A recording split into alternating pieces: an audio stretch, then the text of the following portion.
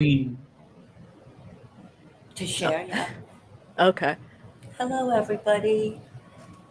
We have Peter Hyatt with us, and most of you know who Peter Hyatt is, but for those of you who don't, let me just explain. He's a statement analyst and also an instructor. He teaches analysis and analytical interviewing of law enforcement in corporate America. I think you also teach it in Europe and in other like Canada, North America, and he's here with us today. He's been with us a few other times as our guest, and we're excited to have him.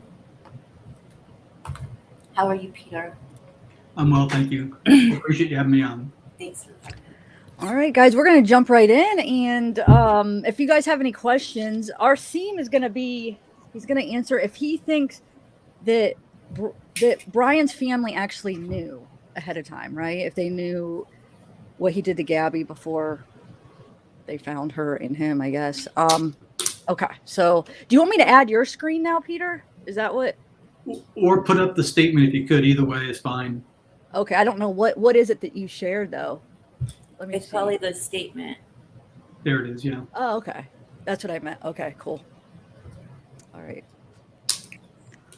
All right, so I think probably most of your listeners are familiar with the story and listening in, and we know that Brian Laundrie had killed Gabby, and when escaping on the run, and this went on for some time, and time is something that is really important to him within this letter. And he committed suicide. After the suicide, eventually his belongings were found, and in this is what the media reported was a suicide note. And I think that's what most people are familiar with in terms of the setting. Right. So what I wanted to do is to take a look at this note with a couple questions. One of the questions is it a suicide note? That's an important issue. Another one is, does it allow any insight into what happened to Gabby? And three, as a court battle is now taking place regarding the families, can we have any indications within this? Are we able to find any indications that may suggest that Brian's family knew or Brian's family did not know, and therefore they were not liable for causing more pain and suffering for Gabby's family? Peter, are we entering this like we enter most things where we don't have a bias one way or another, or are we entering this already with a bias? That's a great question. At this point, we are entering with bias because there is a value to rear view mirror analysis. So if I look at 100 criminals who failed their polygraph and were later convicted without any controversy, and I know that going into it, I'm going to study their statements, and 100 statements is quite a lot.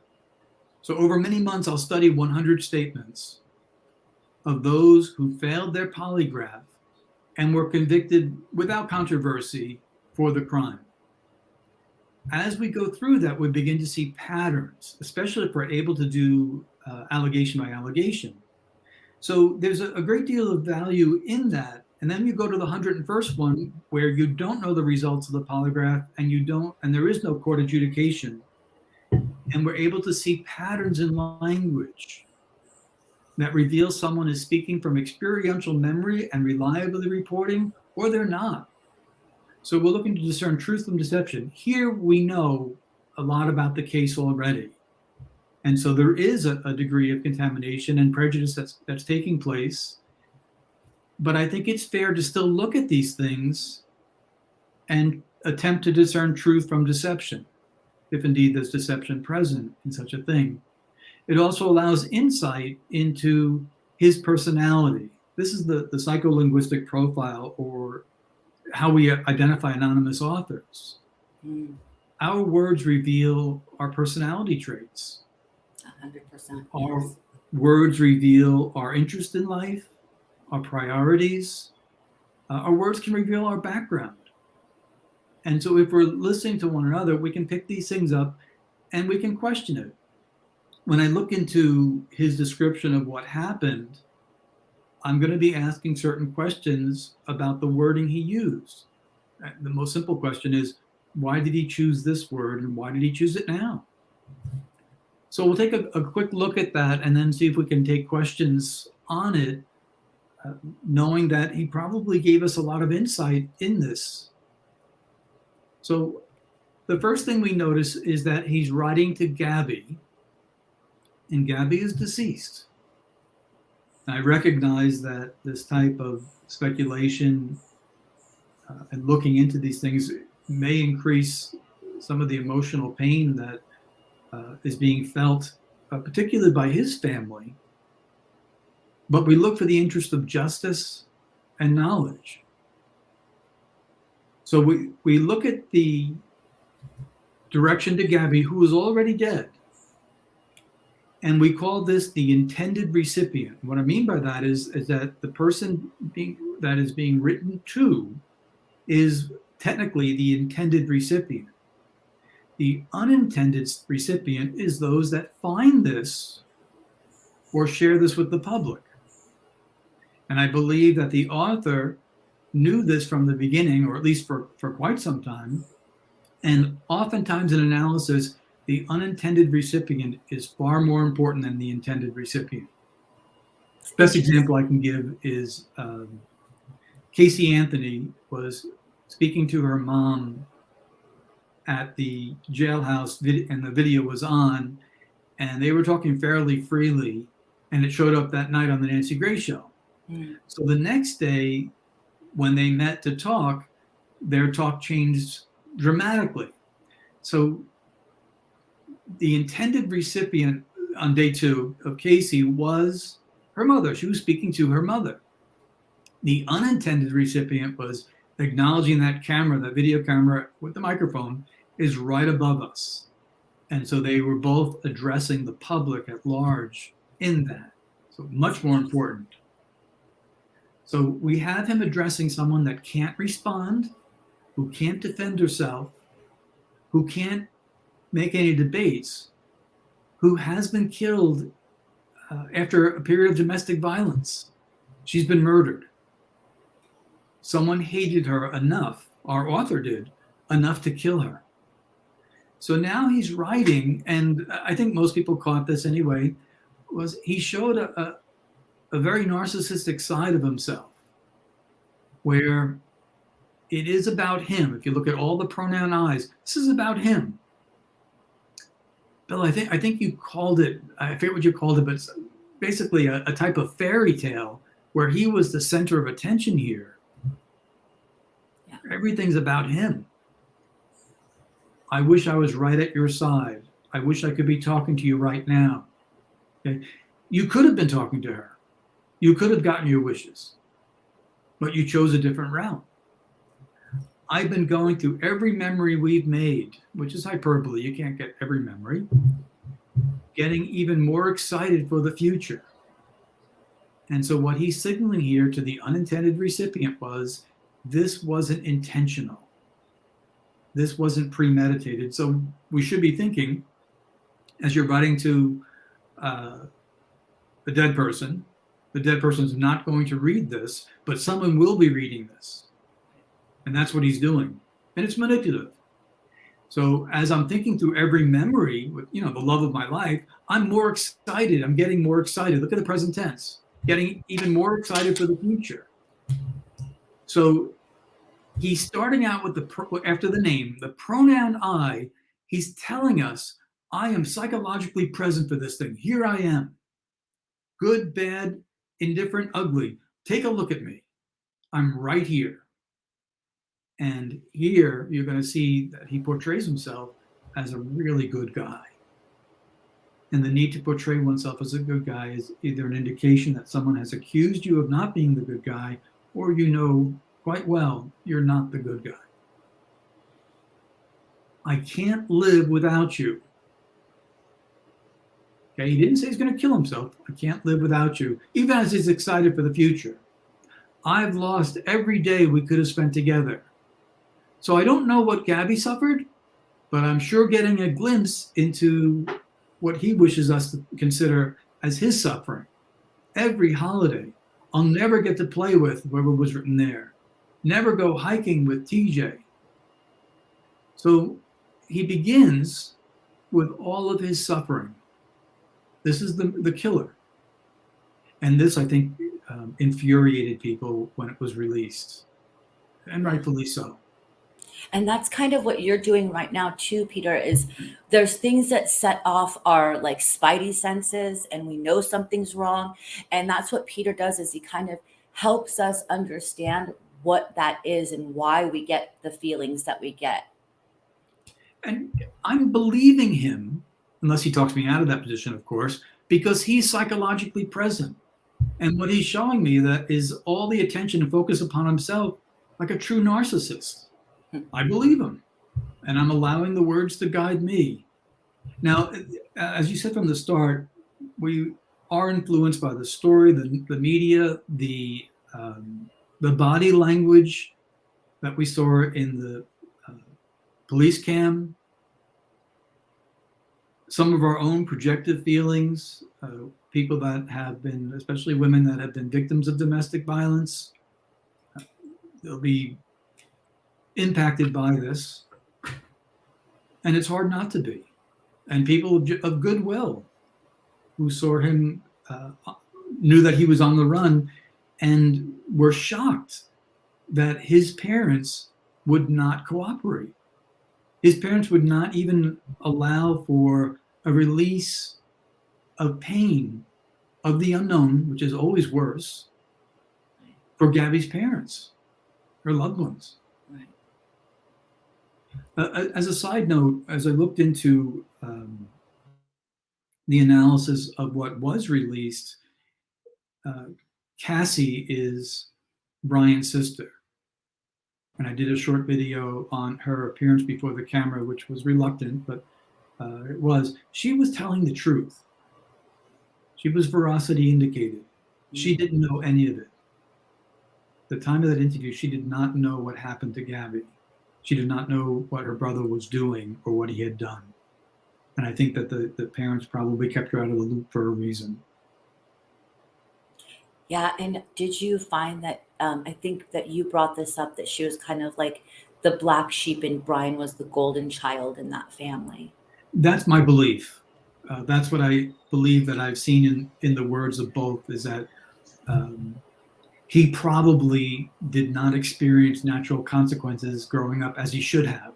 I agree with that. And she likely did. She was much more responsible, and I found that she was a victim of all this as well. So it would be very difficult to, I think, mend the damage that was done between Cassie and her parents.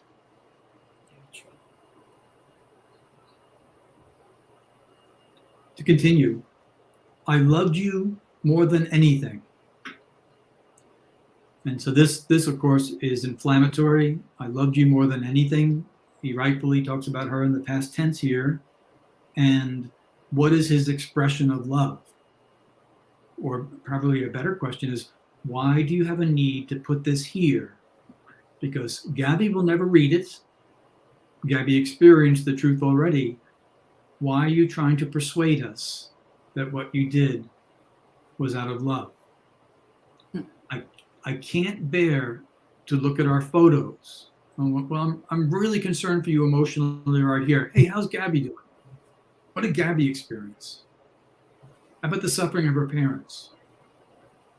To look at our photos, to recall great times, and I better explain why to my audience before they ask me, well, why can't you? And it's a legitimate question in the sense that if you killed someone, why do you want to see their pictures? It is why I cannot go on. When I close my eyes, I will think of lying on the roof of the van, falling asleep to the side of the meteor shower at the Crystal Geyser. I will always love you. So we have this type of romantic language. It reminds me a little bit of Scott Peterson. Huh. When Lacey with her preborn child were murdered, she was still, as far as the public knew, was missing. Mm. And so he was asked about their marriage. And he said, oh, it was glorious. But marriage isn't glorious. It's two human beings with a pulse. That can be pretty difficult at times. Yeah. But that type of flowery language is something that is used either to persuade, manipulate, or possibly with great remorse after death. Supposedly she was missing, not dead at that point. And so, we know how that one turned out with him. I will always love you. And since we know what he does action-wise, this is further insulting to the victim and to the victim's family and loved ones. We know his definition of love is quite different than our own. And then he turns to another audience. This is where I think it gets most interesting. If you were reading Gab's journal, looking at the photos in the casual now, at the photos from our life together. So he can't even allow the family to look at her journal without putting himself in there. Great catch. Great catch. Because pronouns are so important, right, Peter? They are. They are the number one form of guidance for us as we believe it. And you see, it's very popular on people to say, my pronoun is this, my pronoun is that. Pronouns are still instinctive. They're still part of a language that begins really predating speech in babies, as they learn how to express grasping, possessive pronoun my with their hands or arms. As we see someone, as we perceive them, is how we're going to instinctively, once we're speaking freely, instinctively address it. And we're going to use they when we believe it's plural, and I or you when we believe it's singular. And that's instinctive. Now, you might be on your guard immediately because everyone is offended at everything. You got to be careful, but it won't last. It'll be something that'll come and go in society, but it won't last in any given speech. When someone begins to speak freely, they're going to go instinctively. And so if you follow these pronouns, you see that he is the center of everything here. We're going to see I'm sorry, Peter. We're going to see a shift soon, though, right? Yes. Okay. Yes. We're going to see some distancing language coming in. Knowing that every day you'll wake up without her, you wouldn't want to wake up. Okay. This is not him now. This is the universal. He's beginning making that shift now away from himself. He wants to distance himself. You'd wake up. You wouldn't want to wake up. Excuse me. You'll wake up. You wouldn't want to wake up. And then he says his first instance, I'm sorry. Not to Gabby, of whom he is already addressed. To everyone that this will affect. What about everyone that's affected already? Now, he's in an area of time. This is future now. Time is critical to Brian Laundrie. The passage of time is critical, and I think it's very important to us. Anything that's important to a subject is going to be important to us. Here, it might solve some things for us. Gabby was the love of my life. So how did you treat the love of your life? To whom was love placed? Because I see someone shining through for himself and not for someone else, and we know the results. But I know adored by many. Interesting in the couple of videos that I've done on this thus far is people that make comments. I like to scan and read the comments, and sometimes if I have time to respond, I like to respond as well. But I like to read the comments because there's insight that can be gained that I or others didn't think of. And it was interesting to me how many people have flagged in one way or another, hey, I think he was jealous of her. Wow. Which I agree. And it's, I think, relevant to what we're looking at. I'm so very sorry.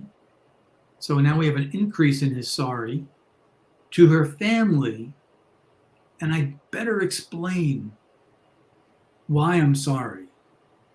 So this is extremely important. It is also utterly or exhaustively unnecessary. There's no reason to say that. But let me give you the reason why, because I know you're going to ask, well, why are you so sorry for her family? So the question is, what has he done, or his unintended recipient, which would be his parents, what has he done to increase the sorrow here and then have a need to explain? Because I love them. It's about him. And I don't think this is anything they want to hear from the murderer. I agree. In a sense, he's taunting them. I'd consider her younger siblings my best of friends. Yeah, so what do you think of your best of friends think of you? Because we know what happens when you love someone and you want to bring someone close. He has a need to explain why he's sorry, which has nothing to do with the murder. I think this may be in relation to the delay that his parents got involved in the silencing and withholding of any degree of closure from her parents. Do you see it as storytelling at this point? Like he's setting up his narrative here? If you look at the whole thing as the possibility of storytelling, yes. This is the once upon a time in a magical land far away. Right. This is that type of language that is used to emotionally touch. Self-inflation is extreme. And the thing about the self-inflation is that this is the worst place for it. You're a murderer. I also think there may be negotiation in this language. Wow. Okay. Let's take the supposed line of suicide note. Mm. You have just killed the love of your life, and you're writing a suicide note, which is going to be to your parents. You're going to the people that were closest to him in life, maybe even his sister, but I think more of his mother more than anything else. Does he write to them and tell them, I can't go on, I'm sorry for what I've done, please forgive me? He doesn't. And this is not, in that sense, a suicide note. And I'll get to the point where he goes there. I think, and I'm not certain about this, but I think there was some passing of time with this writing. It may have not have been all in one sitting. And I think it was during a time where he has been floating the attempt to see if he can influence justice, influence public opinion, and maybe get a lesser sentence. And I think, as he was on the run, I think he had, before on the run and on the run, I think he had communication with his mother that was strong. And there's no reason for him to tell his mother he's going to kill himself or say goodbye to them. They know. They know. And what's missing in this note is the addressing of those that were closest to him. And I'll even go further with my own speculation here. I think he blamed Gabby, and you'll even see some hints of that here. But one of the things we have as we get to the event itself is we have time being elongated or stretched out in his mind. So he's setting himself up as a hero, as someone that was in love, and someone that understands the suffering that others have gone through because of this, not because of him, because of this. And as he goes to the I'm sorry, he starts off with everyone, the large crowd. and he goes down to, in his own priority, to my family. And that's it. Hmm. And what does he say to us about his family, who are last on his list here? This is a shock to them. That's not necessary to say. And so he is causing us, when we read this, to say, hey, why would you have a need to tell us that they didn't expect this? This shocked them. And he's talking to us now, right? Because now this is no longer to Gabby or to his family when he's addressing it's the this. public. Yes, It's very us. good. It's the public. He wants the public to know that his family didn't have any knowledge. Right. Because if you have knowledge, you won't be shocked. It's a bit of a mistake here. We all give ourselves away in language, as well as to take something else and compare it in, adding it in, as well as a terrible grief. They had the luxury of time to grieve, and they wouldn't give that to Gabby's family. And then he goes higher. They loved her as much, if not more than me. Well, that makes us a little bit of consolation, because we saw, or we've seen, what your love leads to. And it's pretty scary. A new daughter to my mother, an aunt to my nephews. Please do not make this harder for them. Hey, could you have shown any of that empathy towards Gabby? Could you have walked away when the police separated you? Could you have spared them the immeasurable increase of pain that they went through after you had killed her and already had been in communication with your parents? Could your parents have said where she could be found, where they could give her a burial, where the nightmare of the unknown could be, at the very least, to a place where processing can start? Please do not make this harder for them. This occurred as an unexpected tragedy. Wow. Yep, and this, I think, is where you have more of a negotiation. And what I think happened, and I don't know for sure, but what I think happened was, as he and his mother were conniving, negotiating, seeing what the response was like, the public outrage was overwhelming. Do you believe he knew? Yes, I do. And I think it came from his mother. I think that's where the communication came from. The mysterious at the home, not at the home, off to the campsite, all of that.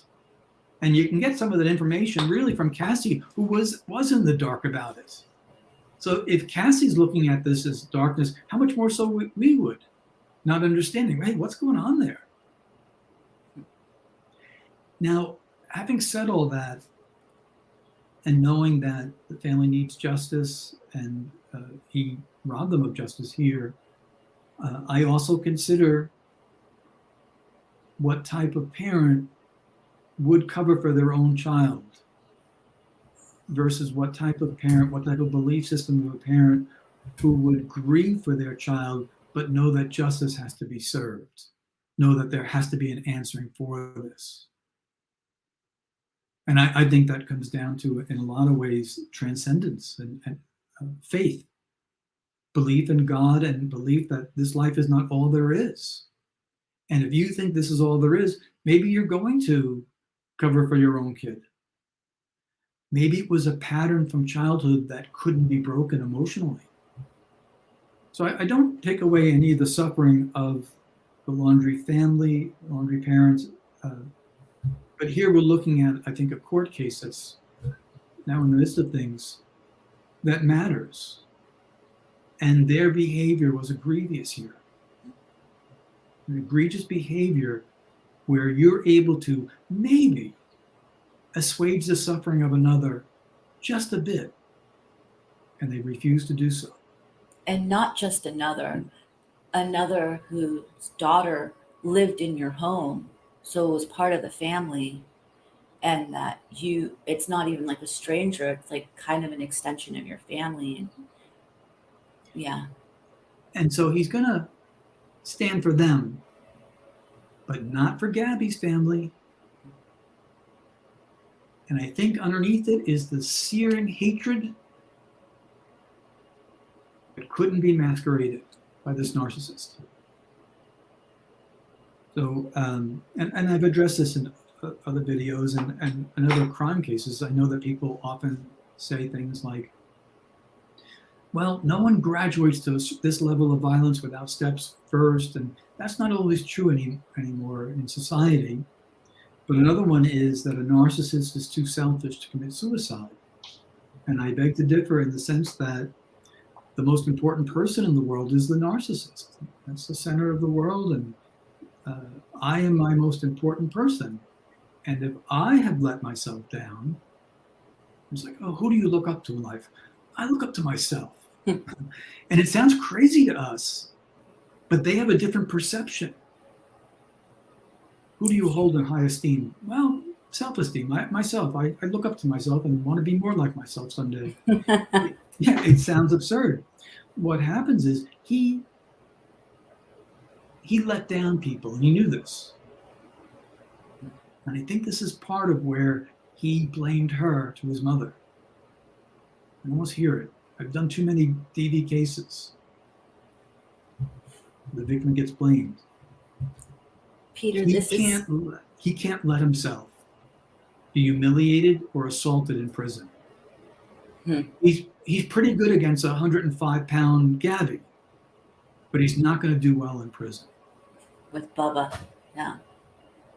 No. This seems to be a very altruistic. He was really into writing and reading, and in my head, I see him kind of formulating this, and he's very altruistic. Like he's just worried about everyone else's emotions, and it's a very self-serving letter. Isn't it interesting that he doesn't even understand and have self-insight to see that he's very self-serving in that first paragraph, that it's all about him and his suffering? Yeah, and this is where true narcissists have a perception of self, or what we call self-awareness, that doesn't match always reality. What they see in a mirror and what we see can be two very different things. And they can and do mimic care for others. And it's for some with narcissistic traits, they'll struggle with that. But they do really want to care for others. We're not seeing any of that here. This is the narcissism on steroids. This is, I'm coming out. And I believe it goes back to the pronoun I, where he starts off with. After the introduction, this is the first thing he does. And it's quite heavy here. Look at this. Look at all the pronoun I's. He is psychologically present for us. All we need to do is follow his language and believe him. Mm-hmm.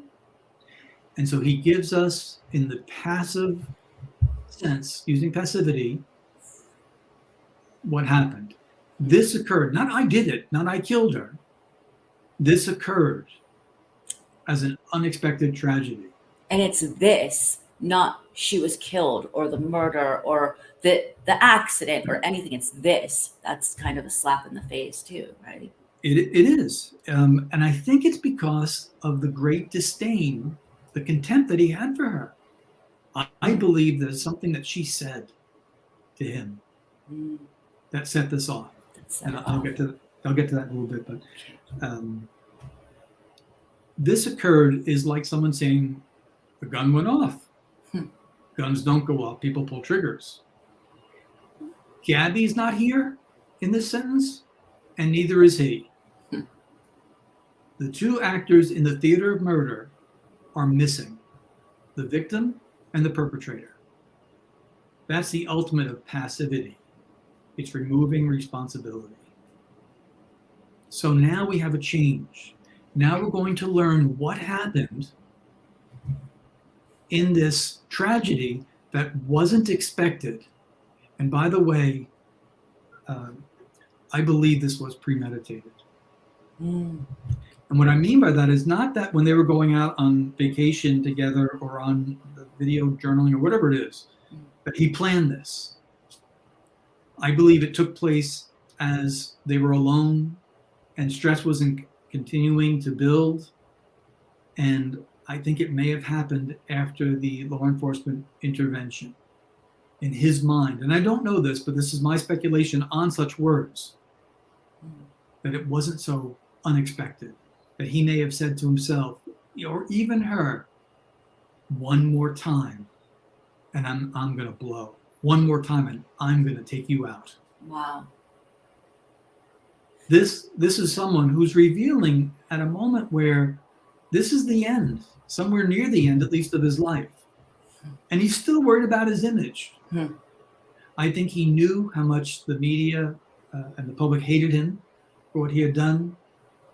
And all this was heightened beyond many other cases because of, as someone else pointed out, the videographer or the video journaling that was going on, but also the instigation or aggravation of the situation by his parents.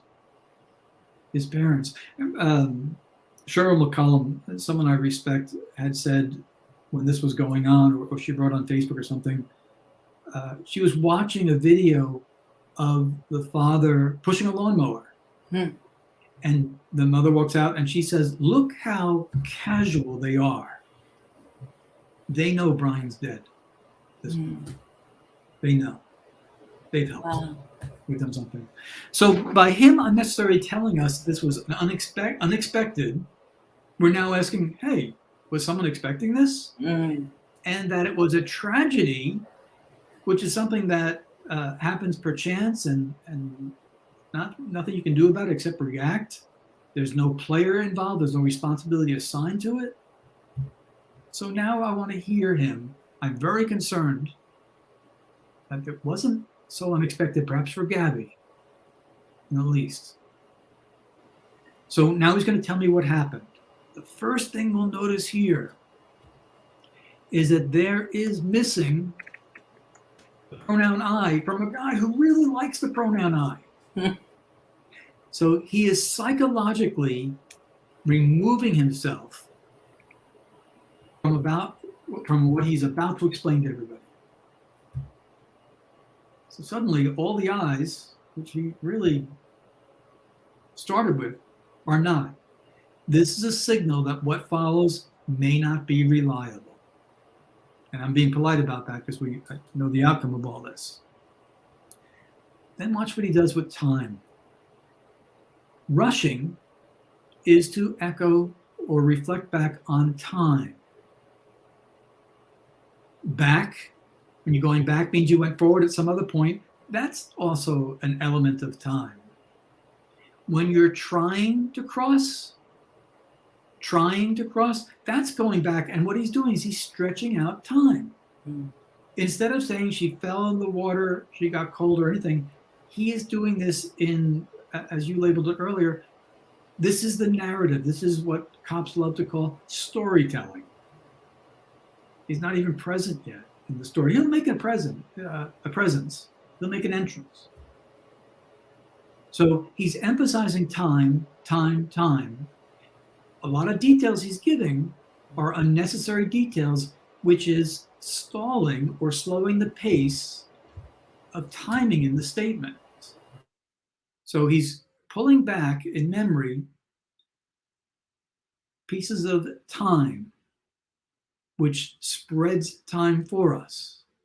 And then think about the word unexpected again. I don't believe that this took place without pre-thought.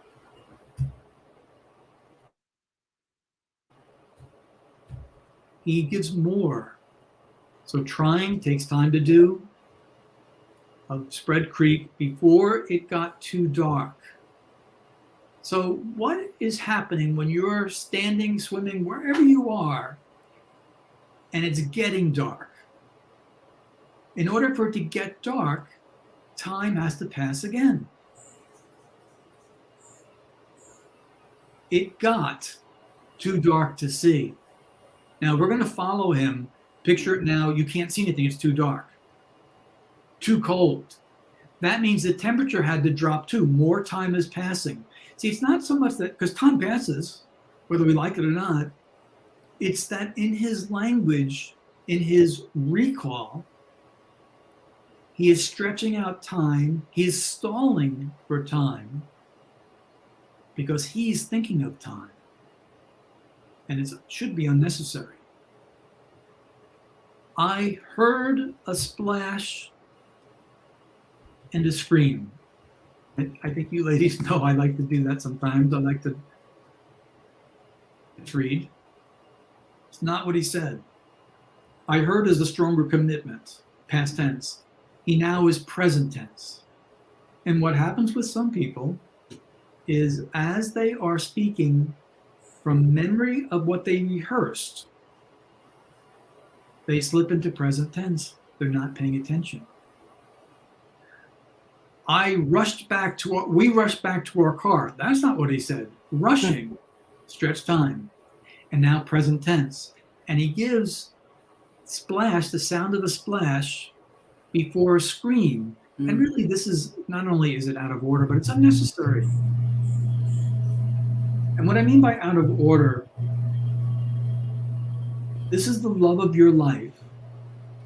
And this is some dangerous potential drowning. The love of your life personally, who's Gab, is screaming. That is going to leave upon a man a tremendous impact because of the accompanying hormonal increase of such an event. Instead, just like a storyteller, just like someone who reads pretty well, he adds in this minute detail, which, by the way, even as he's writing, slows down the pace. I could barely see, and here he is. I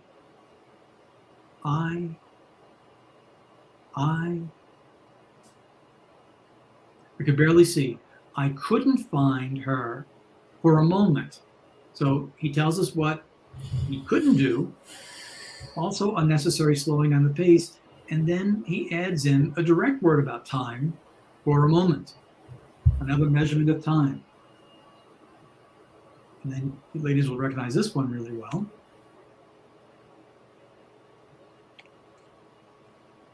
Most important person in the world, and he drops another pronoun.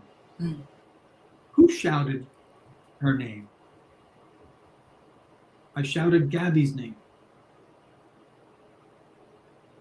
Peter, what do you think about that dropped pronoun? Because look, I like you're saying, there's another I found her breathing. What's going on with the shouted her name? What do you get out of that one? Okay, so part of this is pretty straightforward analysis, and part of it is my own speculation. Okay. My conclusion of this account is it did not proceed from experiential memory. In other words, it's not something that he actually experienced and can easily remember and recall going backwards and forwards, because it was something so memorable that none of us would ever forget.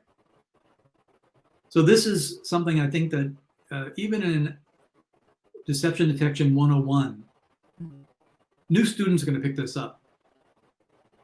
Now, language cannot come from a void. It has to come from somewhere.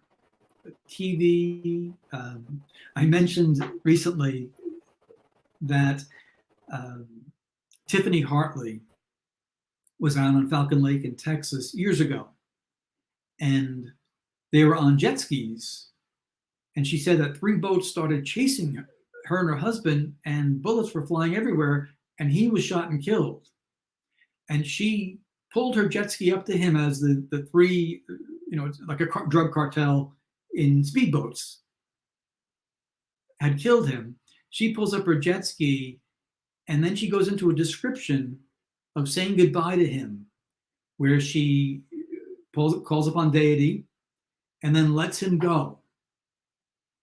And if you had seen the remake of Titanic in the late 90s, it was the same scene. She used that in the description. And I think it was an attempted drug purchase that went terribly, terribly wrong. She wasn't telling the truth. She could speak from that and sound okay because it's coming from memory of something. And this is where I'm going with this. It's a little bit tricky, but I think a lot of people know it intuitively. I can't tell you what really happened. You will see me as the monster that I am, and you know how much I like myself, and I'm not going to go there. So I have to tell you something. While I make up this story, I sure don't want to let out certain words, even though I'm thinking of them. This is the pressure upon a liar.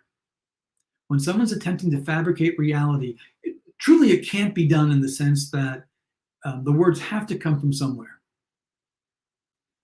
So I'm thinking about the things that I did to Gabby. I don't want those words to come out, so I'm going to rehearse new ones here. And what happens is the brain, I love this expression, the brain knows what it knows. Just the way in trauma, a body knows what it knows. And sometimes victims' bodies will speak to us, their behavior. And as he is navigating this very silly tale, of which he is the center hero, the star of the movie, things slip out, latency in language, leakage, however someone wants to call it. And I think he dropped the pronoun here because this is very sensitive to him for one of two reasons. A, he didn't shout her name at this moment, so the pronoun's missing, but I think it might be worse than that. I think he's trying to stop revealing what he did to her when he targeted her for assault. And then he jumps to another passing of time and more of passivity. And what did he find? Her breathing heavily, gasping my name. So the last timing of Gabby's life, she's thinking of me. And strangely enough, not the way he means it, I think this is true. I think when he attacked her, I think he targeted her mouth and her throat to silence her. So maybe not just the head and possibly a fall against rocks and that sort of thing. I think he deliberately wanted to silence her. I agree with the commentators that think that he was jealous of her. And I think this is what he did. And the hair comes out. But he thinks this is portraying himself as the hero. Look how much she loved me. There's no way I could have done this on purpose because she loved me so much. And that's why he uses the passivity up here.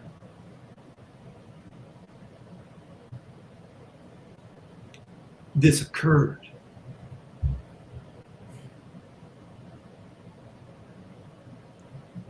She was freezing cold. We had just come from the blazing hot sun. There's the extra storytelling type of language, the descriptive language. Hot national parks in Utah. The temperature had dropped. So here's that I referenced it earlier about the temperature. Time has to pass for the temperature to drop. Great catch. And this is what he's doing. And she was soaking wet. And here's our hero. I carried her as far as I could down the stream towards the car. Stumbling, exhausted. Oh, poor Gabby. Oh, no, I'm talking about myself. Stumbling, exhausted, in shock. So I don't really know what I was doing when my knees buckled. So by the way, the word when is speaking of time again, what he's doing. And so we have this, he is the victim. He is the one that needs the hero who just gave his all, and he's dying out here trying to save her. I got that as well, Peter, the whole victim that, you know, you hear that a lot, you know, where people, there's certain people that just make themselves the victim all the time. But I got that throughout this thing, this letter, this whatever he wrote. I would wager a cup of coffee that both he and his mother agreed that he was the victim in this. He shouldn't have done what he did, but she shouldn't have pushed him, and she shouldn't have this, and she shouldn't have that. And he says some very foolish things here as he tries to float this out there in a possible negotiation of how he can be perceived in public. I knew I couldn't carry her safety. I started a fire, not I made a fire, but I started it, again, time, and spooned her as close to the heat. She was so thin. What does that even mean? Why would he have a need to bring that in? Right. No. She couldn't withstand the freezing or maybe the blows. It's a very subtle form of victim blaming. Ah, yes. Oh my gosh, you're so right. This is who he is. I couldn't, at the time, look what time is on his mind again. Wow. And what that means at the time was he wants it to be classified right here. So don't miss it, it's right here. Which makes us wonder, well, was it really here? He may be at this point making sure for himself, trying at least, to not go to the murder. But something else. At the time, so time is mentioned again, realize is another word that passes time. It takes time to realize or process thought. That I should have started a fire first. So what he's doing is he's acknowledging some small, tiny mistake he made. I should have started a fire earlier. In other words, this is a little boy saying, feel sorry for me. This is why I think it was directed to his mother.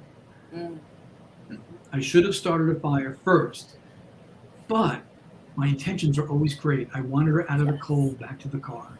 He's such an altruistic figure, always thinking of others.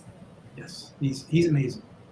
From where I started the fire, I had no idea how the car might be. Only knew it was across the creek. And so he's telling us what didn't happen, what he didn't know. And then, back to time, when I pulled Gabby out of the water. Wait a minute, I thought she was back spooned near the fire. And now we're back to the time of pulling her out of the water. And it was really dark and really cold.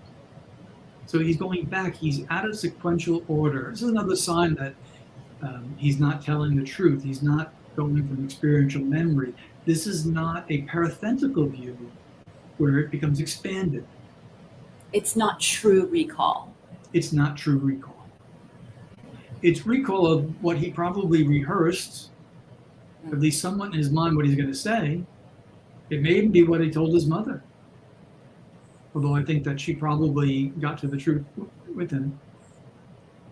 When I pulled Gabby out of the water, going back now, she couldn't tell me what hurt. And I think some of these lines are very hurtful for Gabby's loved ones to read and just be a little cautious as I expand upon them. Why couldn't she tell you what hurt? She had a small bump on her forehead that eventually got larger. Eventually means what? Passing time, yeah. Her feet hurt, her wrist hurt, but she was freezing. So how do you know her feet hurt? How do you know her wrist hurt when she couldn't tell you that? Great point. Wow.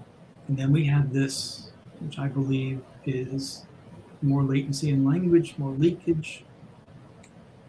shook her violently, among other things. Now consider him shaking her violently, and go back up to this,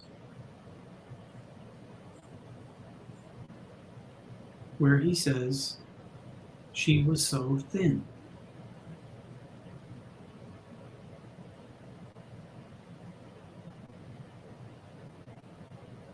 And he shook her violently.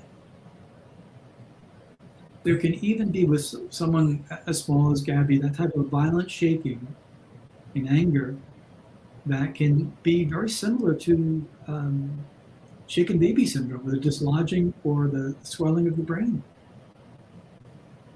But I think remember, this is. Peter, Go ahead, I'm sorry. Remember, Peter, he's shaking her violently because he's trying to help her. He's the good guy, of course. He's the greatest guy. Yes. But she was freezing, shaking violently, and then you'll see more words of time. And this is what led me, the need to make it sound like it's all a big surprise. As he stretches out time is incongruent. And this is why I think that it was, to some degree, premeditated. Carrying her continually made sounds of pain. Wait a minute, I thought your knees buckled. I thought you couldn't do it any further. Where are we? He's lost track. Laying next to her. And she said, little lasting between violent shakes. I think it went on. I think she suffered. Gasping in pain, begging for an end to her pain. And I think this is partially true also. Not as he wishes us to think it, but I think that she did beg, perhaps for her life. Here he talks about what really would be losing of consciousness, fall asleep, and I would shake her awake, fearing she shouldn't close her eyes if she had a concussion. He knew about that. She would wake in pain, start the whole painful cycle again. So pain, pain, pain, keeps getting repeated, and you finally say, hey, why is that so sensitive to you? She wouldn't let me try to cross the creek. Thought like me that this fire would go on in her sleep, and she'd go out in her sleep and she'd freeze. I don't know the extent of Gabby's injury. Wait, I thought she told you. I thought she couldn't tell you. But you knew it was head, feet, the wrist, which I believe may have been one of two things. May have been her trying to get away and him grabbing her. That's fairly common. Or literally him on top of her, pinning her down. She was very thin. Only that she was in extreme pain. I ended her life. I thought it was merciful. Again, this is the hero. This is the one whose knees buckled, which is generally a term of emotional fear. Your knees don't buckle, you go down like that. That's a terrible injury. This didn't come from experiential knowledge, experiential memory. That is what she wanted. And this is another blaming of the victim. Absolutely. It's what she wanted. I only did what she wanted. Right. But I see, and then the self-refutation, that mistakes I made. Mistakes I made. So we have further of the RPMs, the rationalization, the projection, the minimization. He's doing those things in the language where he is removing responsibility for wrongdoing, taking some responsibility for heroic, merciful doing, but still wanting to backpedal away all the time while he's trying to stretch out time and keep this within a narrative of storytelling. These weren't mistakes he made. He attacked her. He murdered her. He targeted and went through with his anger and rage. I panicked. I was in shock. So much so that I wandered across the country into the woods of Florida. But from that moment, I decided, took away her pain. The I is missing. Look at that. I. Took away her pain, no I. Yeah, and then it'll come back again. I knew I couldn't go on without her. That's still not saying I will commit suicide. I rushed home. And what this is, they call this a Hina clause. This is an explanation why he rushed home. Now, I thought you were in panic and in shock, In shock, right? but now you rushed home and you have a need to explain why you did this to the public at large, to spend any time I had left, not to spend my last day or days or my last time with them. This was, I think, part of a recall of the negotiations that went on between him and his mother about how, and the father could be involved too, but I think there was something between him and his mother here, how he might escape justice. And I think the first plan of action was this was self-defense. And I think, unfortunately, that Gabby Stanley's going to hear that in court, that she was the attacker, this very small girl. He has a need to blame her. None of this floated. None of this went well with the public. His mother would be able to, if he didn't have contact with the internet, his mother would be able to relate to him. It's not working. It's not working. I know a lot of people want to know about that letter that allegedly the mother sent that said burn after you read, sort of thing. I need to wait on that until I find out if it's verified or not. Do you want to know what my opinion is on what she said? It's just my opinion. I think that she knew what was going to happen and she was begging Brian to get him help, because it said like something about medical assistance, or not medical, but like assistance. I think it was medical in nature, that she was like, let us help you by, so he didn't kill himself, because she didn't want to lose him. Yeah, and I don't blame her for that. I blame her for what everyone else does too, for withholding information that was vital to the investigation, and possibly, I think that she helped facilitate his escape. So those things that they are, the family wants answers. I wanted to drive north and let James or TJ kill me. Pity me, I'm the victim. But I wouldn't want them to spend time in jail over my murder. So altruistic. Again, he can't stop thinking of others. I wanted to let them kill me, but I didn't want them to go to jail over it. And this is where his mind is. This is something I think that he couldn't abide. Wow. I don't think this was a young man with much self-discipline. I don't believe, given all that we know about him, I don't believe that he was allowed to experience the natural consequences in life, growing up even as a little boy, that are so important that we experience. As I think his mother probably was quite overprotective. Even though I'm sure they would have liked to kill me. I'm ending my life, and then we have the negative, not, and then the reason why, because of fear of punishment. So this is what I think was somewhat confessional, is he's afraid of punishment. There's no way this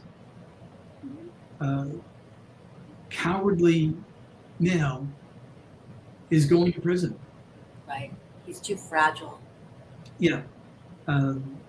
He's not going to talk inmates away from him by giving them poetry. Right. Which I think that's what it would be in his mind. Gabby was an easy target. She was very small. Even so much that has to come into his description here. But rather because I can't stand to live another day without her. Again, look how wonderful he is. He's trying to arouse pity. I lost out our whole future together. Hey, what'd Gabby lose? Moment we could have cherished.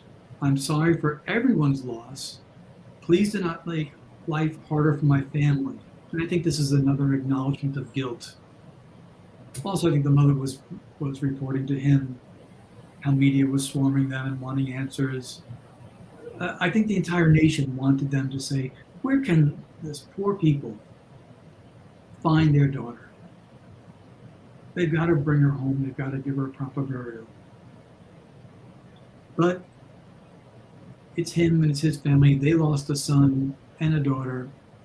Most wonderful girl in the world. So he keeps throwing out the flowery compliments as if that's going to make it different. Gabby, I'm sorry. Finally, the end. He addresses she of whom cannot receive this. But he's sorry. And then he writes, I have killed myself by this creek in hopes that animals may tear me apart. So he hasn't done it yet because he's writing. And more pity that's going on. Exactly. That go ahead. This is where it solidified for me that he was definitely playing victim. Like, look at me, I did this, and I hope that everyone understands I'm doing this for like the world. I'm suffering. It's horrible. And again, he is always thinking of the best for others. And so I'm going to let the animals tear me apart, not because I'm afraid of jail. Don't think of that.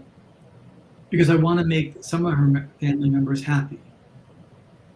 I thought there was this close, loving relationship like siblings and all that. No, he knew. Please pick up all of my things. Gabby hated people who litter. And I think this is infuriating. I think this is his final shot. I'm pretty sure Gabby hated people that murdered. Yeah. But he goes into something so trivial here, as if to needle her parents. Look how well I knew her. So I think that's actually the cruelty just coming out and allowing it to be something that is just terribly, terribly insulting. It's a great catch, Peter. I believe. That's my conclusion of the matter. I don't think this was a suicide note. And if it was, it's not making that claim strongly, but rather that his parents knew that if there was no out for him, if there was no escape route, if there was no minimizing and getting a life sentence, if there was no way of blaming Gabby, which I still think we're going to hear about, he then could take his shots and go out. And I think that this, going back to even Sharon McCollum, that's why they knew. And that's why they kept it quiet. And I think they were probably in the midst of trying to talk him out of it or hoping he'd change his mind. But obviously it all ended badly. So everyone is lost in this one. Can we take a couple of questions? I know you have something to do. Peter is tight on time today, but can we take like maybe one or two questions? It takes a few questions. I see Tanya's making a remark. Tanya's well trained, and Brian was a cruel person. Agreed. Oh, here it is. And that's what you see with that twisting and that little digging. It's not just all about him in the sense that he's continuing to inflate himself. He's also taking some shots at her. It wasn't enough just to murder her. Let's cause some and inflict some real pain upon her family too, even from the grave. So great point, Tanya. Thank you, Tanya. And she also says, I remember it was him freaking out about the litter. Oh, yeah, that's right. Great catch. Huh. Good catch. Wow, I have a start of 14 questions. Bella, help me pick out a few good ones. Let's see. That's okay. We got to go a few in there. Okay. Let's do. Yeah. Do you think? Is there anything that hints of? We know she had a blunt force trauma on the head. So, do you think there was a lot of time that passed between when that happened and then him strangling her? I do think time passed. Yes. Okay. How much time I don't know. I don't think, a la John Benet Ramsey, that there may have been an accidental fall and hit against the head and then a cover-up. I think he was enraged.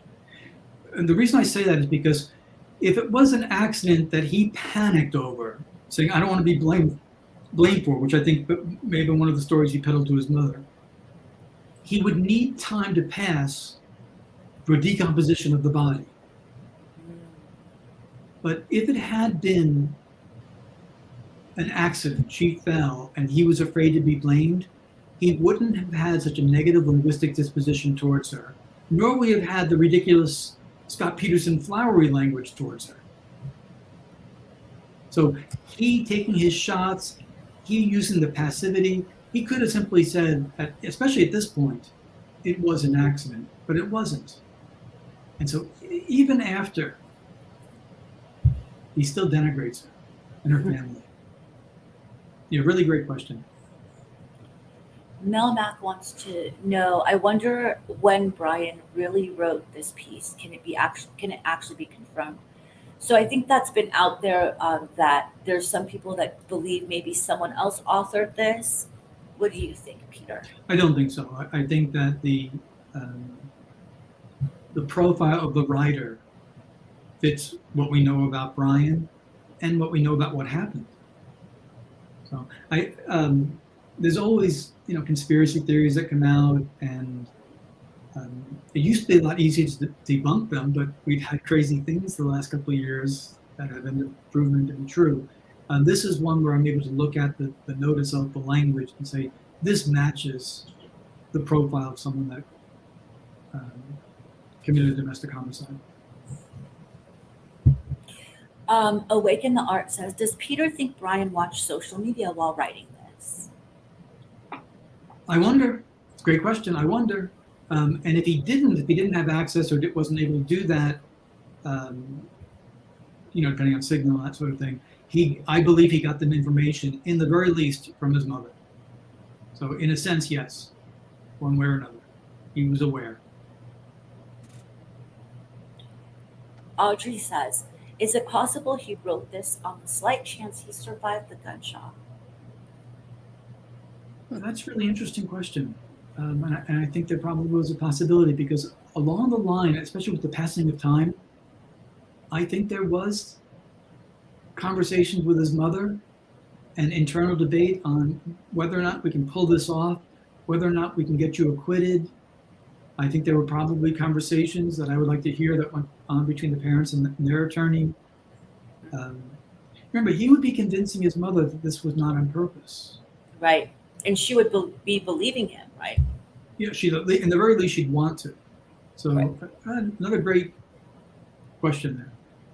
Thank you, Audrey. Sally Trout just asked, did this fight have something to do with littering? I think that may speak to his wound-up personality, his need to control things around him. Most of us are not fans of littering. Most of us are probably not obsessive compulsive about that sort of thing. So it entered his language, and I think it probably is significant to him. But the context of it is so dramatic in its disparity between committing a murder here and worrying about littering here. I think he's revealing more about himself, how little things could really bother him. He didn't strike me as a young man who could handle things in life, because things have always been handled for him. That's exactly what I got out of him too. It's like mommy to the rescue, going back home to mom. Because he could have offed himself out in the Tetons where they both were, and as a tribute to maybe their, this was really a mistake, and he went back home to go to mom's arms, in my opinion only. I'm with you on this one. I think he did all of that, and that's one of the reasons why time just keeps beating in his words, with hopes of getting out of this, or in the very least minimizing it. There will be some people who say time was on his mind because he knew he was going to kill himself, so that he was losing time. Do you think that plays an aspect of any of this writing? I do. I think that time was dominant for him, and probably for a number of reasons. I try to put myself in his shoes, as unpleasant as that is. That's what we're doing through the language. It's a linguistic empathy. We're trying to understand from his perspective. So I think that not only did it expand time with the fighting with her, the domestic violence, And I think there was probably some verbal arguments took place, but I also think there was post-event in that negotiating with his mother, trying to figure out if there's a way out of this. So I think that's great. Another great question or observation. Diana Wright says, do you think the wording mistake instead of murder Brian uses is diminishing the violence? Very much so. Exactly what it is. That reminds me of the letter Michael Jackson, how he loved children all over the world, which I believe in, by the way. And his definition of love is twisted and perverse.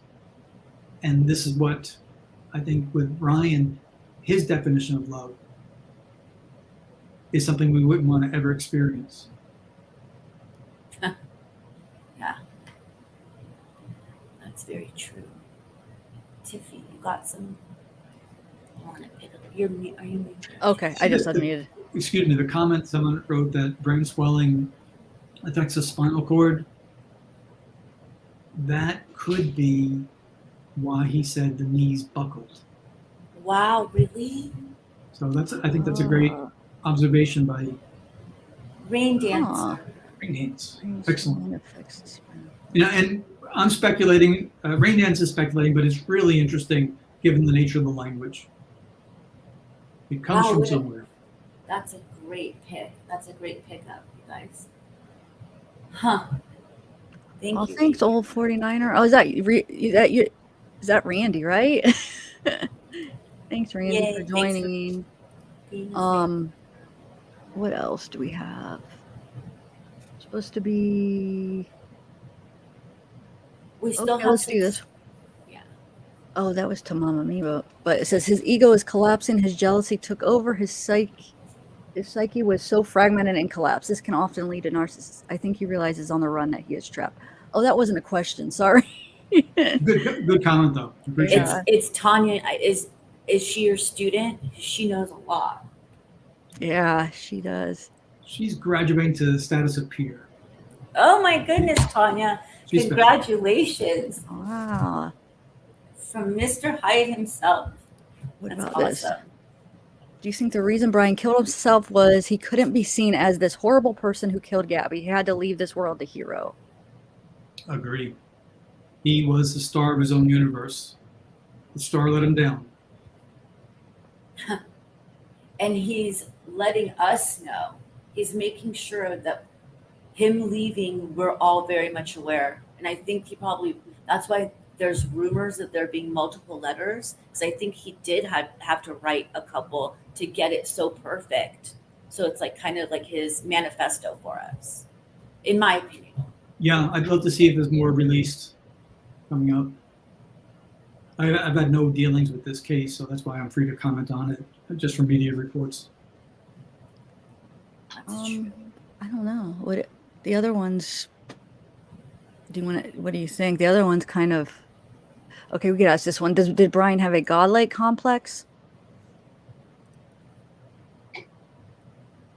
I don't know. That's a good question. I'd need more of his writing or a good lengthy video clip of him. He's certainly the senator. So your conclusion is you think that Brian's parents knew that he killed Gabby, right? Yes. Or they probably believe his scenario of what happened. Yes. Okay. Parents will be inclined to believe such. And Peter, in your opinion, when he left to go to the reserve, do you believe that his parents knew his intentions when he was leaving? Either they knew his intentions or they feared his intentions, and maybe stalled for time with him. Still working, maybe perhaps with an attorney to find out if we can get the charges reduced. I don't think dismissed would be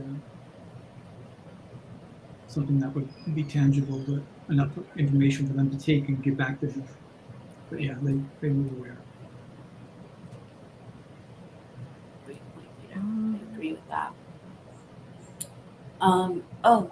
Lahani can. As I've been wondering this since they were found nearby. I'm going to scroll up to try to find your question, Lahani. Okay, wait here. Do you think he was involved in the other two women's death not far from the hotel where the police dropped him? No. Communication. What's his best memory doesn't include Gabby. What was his best memory?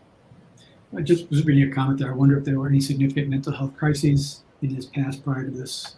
And that would be it's a good observation. That would be something that would be explored for as part of the routine. And I wouldn't be surprised to see if there were things, crises, including as a young boy. You think this went back, his behavior went back to his youth? I know you guys, Peter's also released this on his own channel.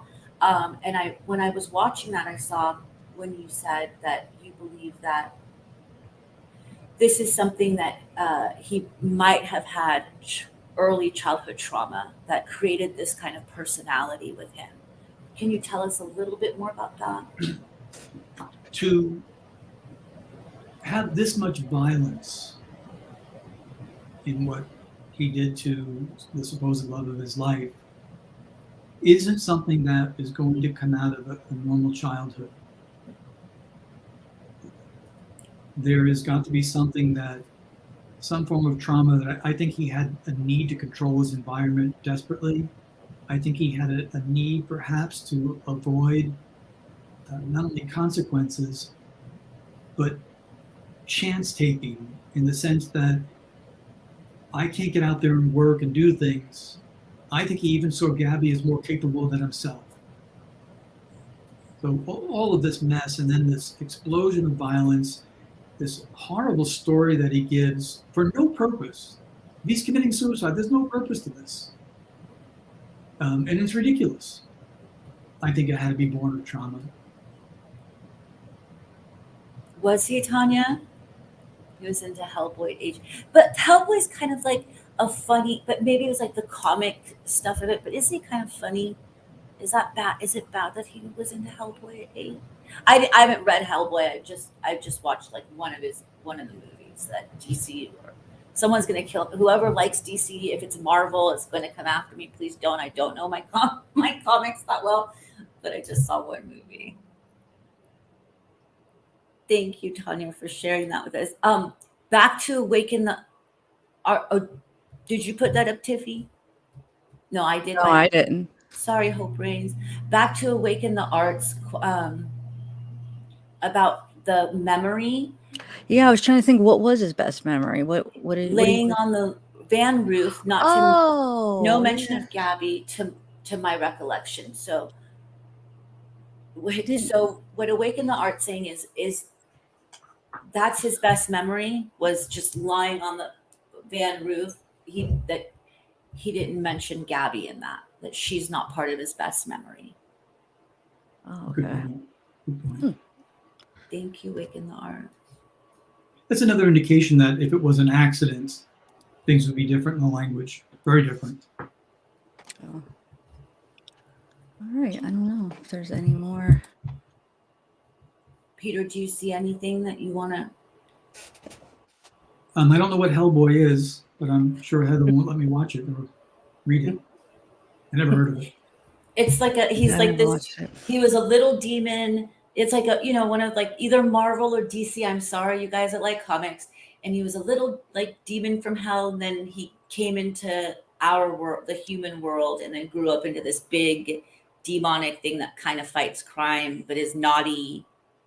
So he's naughty but fights crime. Yeah. Yes, he is, Tanya. Thank you so much. We love it when he's here with us. Chasing Sunsets. Yes, we kind of talk about that. And in front of that letter that Roberto, yeah. Brian should Roberto after you read this. Yeah. They haven't released that yet. Oh, here's a question for you, Peter. Graham Jones says, "Hey, Peter, do you think Brian was a malignant narcissist?" Perhaps I just need to know more about him rather than the snapshot that we have. It's a small. Yeah, small little narcissist. And then you said this, Peter, in your video about this. You said the term narcissist does get thrown around a lot. Oh no, you said that about sociopath and psychopaths. That's right. No, I've said about narcissists too. Oh, you did. Okay, good. Yeah. I wasn't wrong. Gets thrown around a lot, and it is true. It's hard. You do need a little bit more information to kind of peg it. Yeah. Yeah, but I imagine he probably would fall into that category based on all that's happened.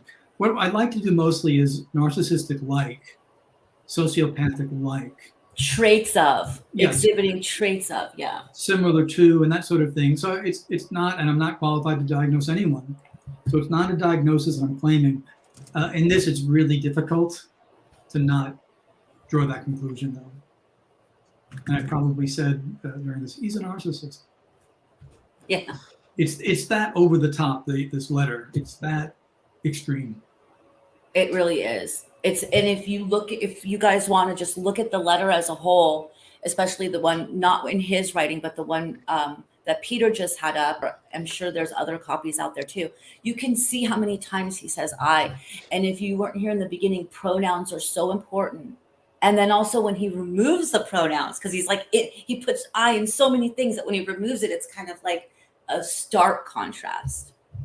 With narcissism or narcissistic-like, you see someone that you put them at the center of the universe, they can become very defensive or prickly at criticism, at disagreement.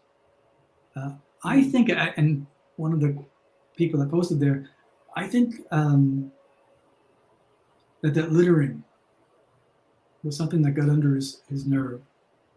That not only was it a shot about her and a dramatic minimization from what he did, but more insight into his personality.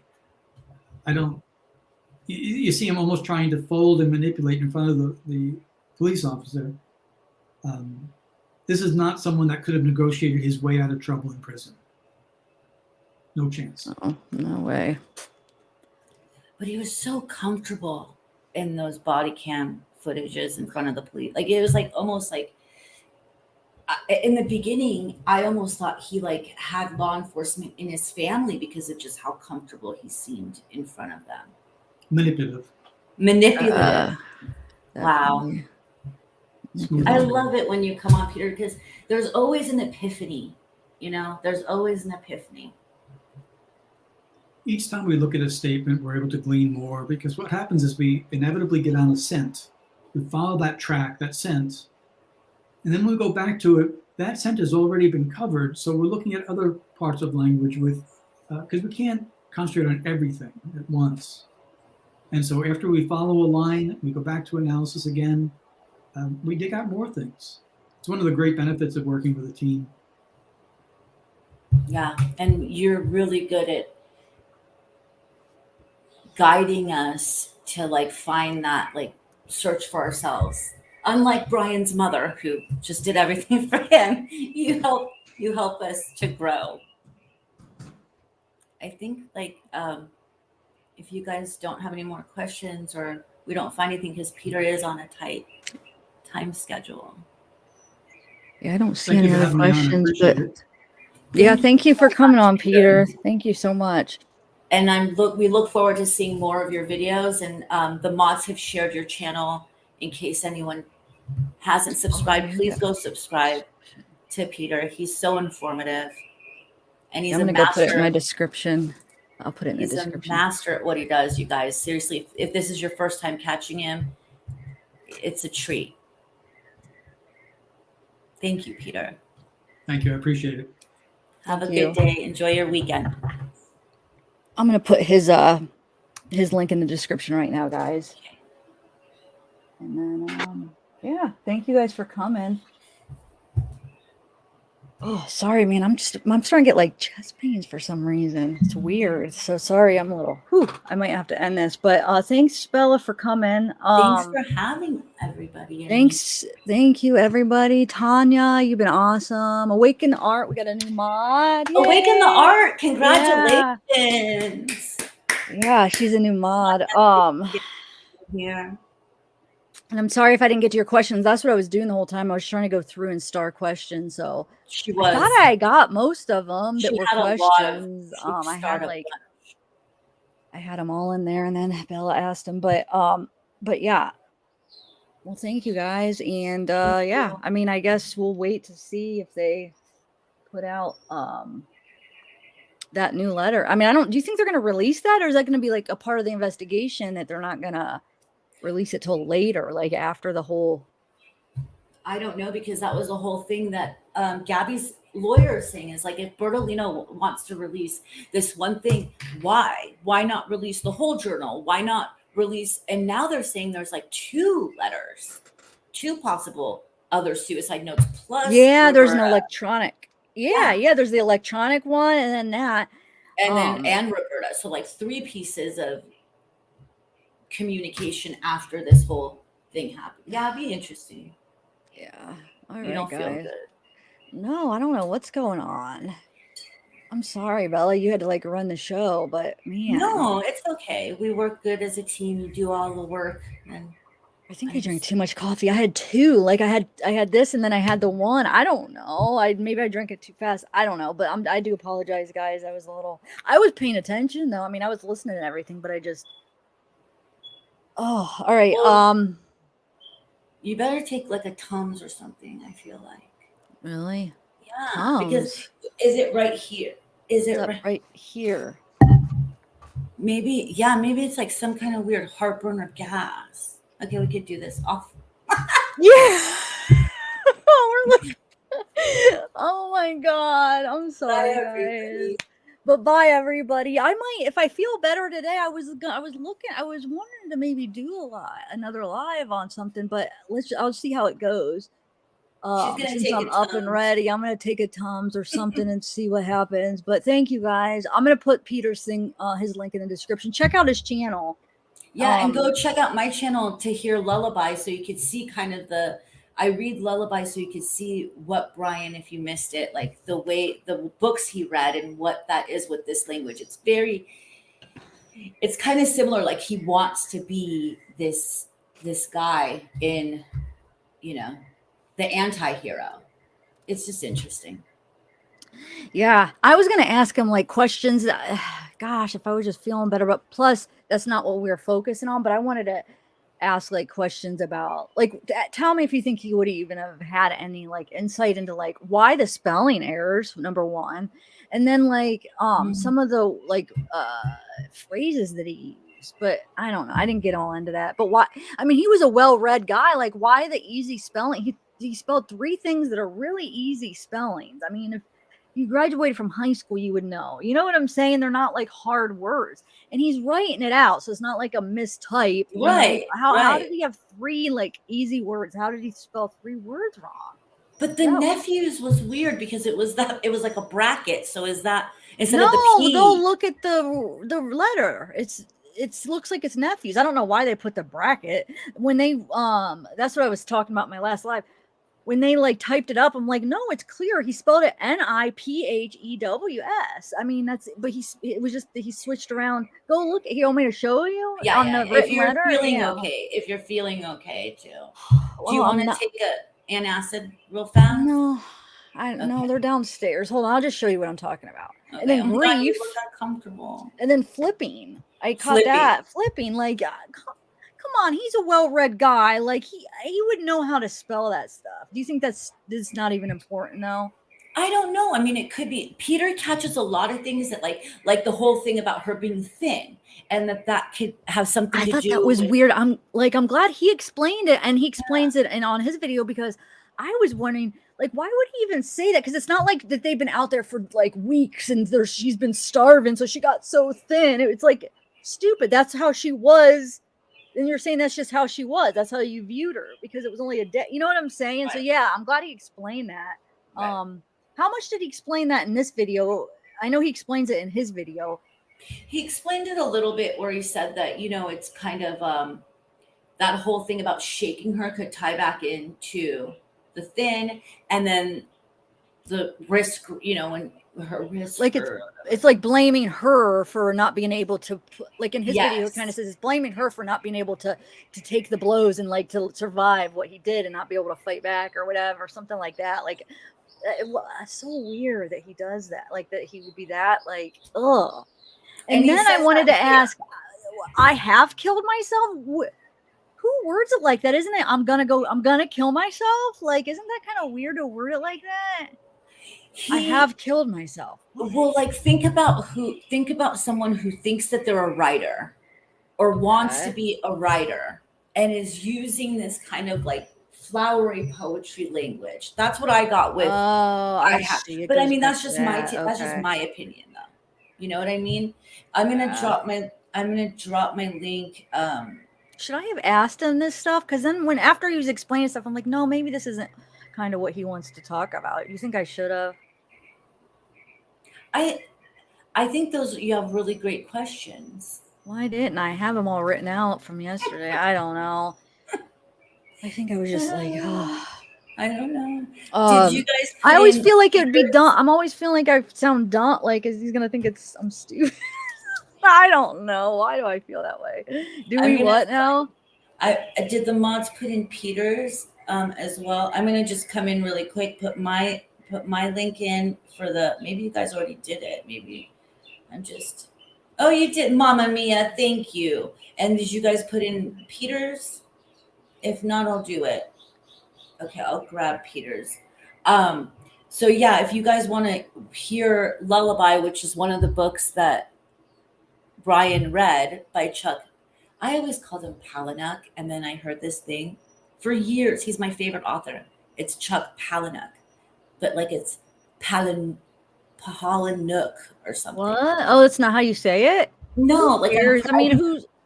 He said. But how do you? Oh, he went on a broadcast and he's like, "This is how you say my name." And I was like, "Oh, but great." I mean, it's not. No, stop it. All right, I'm gonna put his link in the description right now. Okay, you guys. So if you haven't subscribed, go ahead. If you haven't subscribed to Peter, please do that. He's so informative, you guys, and he's the top statement analyst. I want to say in the world, but I don't know if that's correct or not, but he's definitely the top in North America. And he teaches corporate America. He teaches FBI, CIA. He's just such an amazing, he's taught me so much, you guys. Like I'm not an expert, but if I can narrow down someone's writing, it's just interesting. If you guys are into that stuff, it's just another tool in your toolbox. And if you want to listen to me read Lullaby, so you don't have to, there's a playlist for Lullaby. I think it's like 8 hours. Is Randy, are you still in the chat? Go ahead. Sorry, but I keep. Okay. Yeah, are you guys putting her a link in? No, they Randy, did. Call me. Are you still in the chat, Randy? Randy, text. Because I don't think I have your current number. I have 2 numbers, but I don't even think either of them are yours. But will you call me, or how do I get a hold of you? Because I want to ask you something, Rand, if you're still in there. And thanks for joining. Okay, so Tiff, make a community post for Randy. If he's not here now, you should be like SOS Randy in a community post. I have his messenger. I could just text his messenger, but I just would rather do a phone. Are you saying to find him? I mean, I could just message him on the messenger, but I just want his current phone number. I guess I just thought if he's here, he could just do it real quick, but I'll just do it. No, yeah, Peter, I know his voice is kind of soothing. Gloria Dellin wants to tell you this. I think big news on the evening news from Marcos Ortiz on. Okay. Gloria Dellin, thank you so much. And then it could just shut up everybody else, huh? Because no, I'm just joking. That's mean. Man, I wish we could share kind of. I mean, maybe on another live you do. Yeah. You can say that for sure. Thanks, Rain Dancer. Thanks, Ashley. All right. I'll check that out. Let me write that down. ATVX. I know. I was just gonna do like a little live, like we could talk about him. I don't know. Go take an one like in a day. All right, bye guys. I'm gonna go now. We better Thank go. you guys for your questions. Thanks, Mons, for being here. Thank you guys for being here and joining us. Lahani sent you something too. Okay. Thank you, everybody. Come back late in this afternoon sometime. Check I think I back. might go live. Yeah, check back. All right, bye.